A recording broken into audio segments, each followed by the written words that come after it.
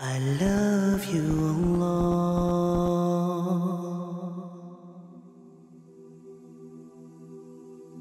Within this month, the doors of the paradise are going to open. Allahu Akbar.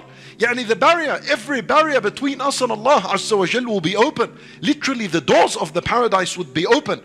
Al-Qadi Iyad rahimahullah, he says that the meaning of this hadith could also mean that the opportunity of good will open.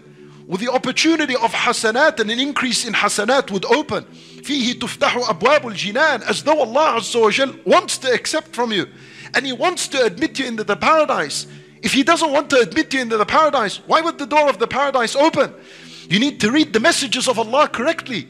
And then He would say to them, وَتُغْلَقُ فِيهِ أَبْوَابُ الْجَحِيمِ, and the doors of the hellfire would close.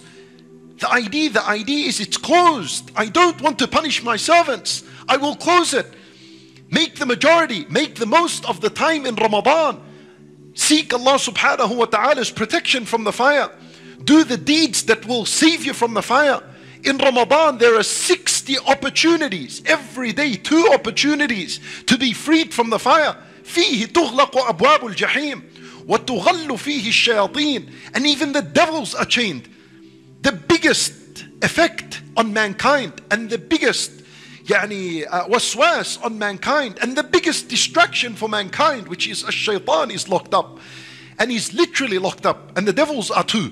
There are internal devils within us, and that is al-qareen, and there are external devils. These external devils that roam freely and go around from place to place, they are the ones that are literally locked up. And Nabi sallallahu alayhi wasallam, he said, سُلْسِلَةِ الشَّيَاطِينَ السَّلَاسِل, meaning they are actually chained up.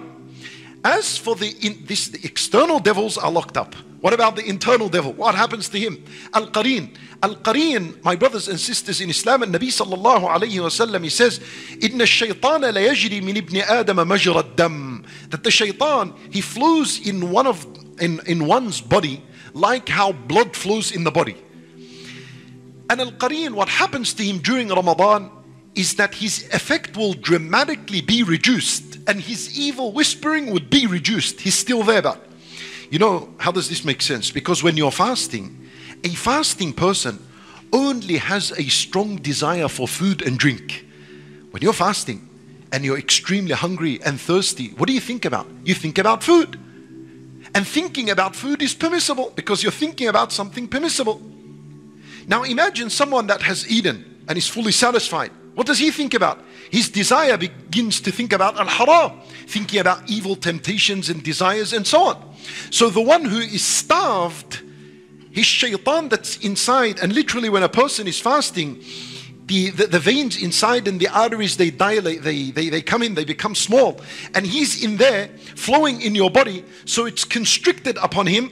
And until you're hungry and you're thirsty, you're only thinking of that which is halal, your desire is that for which is halal, you're far away from thinking about anything haram, and that is the shaitan's evil whispering being reduced in the month of Ramadan. For Allah Azza wa Jal, He removes the biggest distraction from our lives. And this is why you find the people doing good in Ramadan, such goodness that they can never see themselves doing before or after Ramadan. This is the blessing of Allah subhanahu wa ta'ala upon the believers.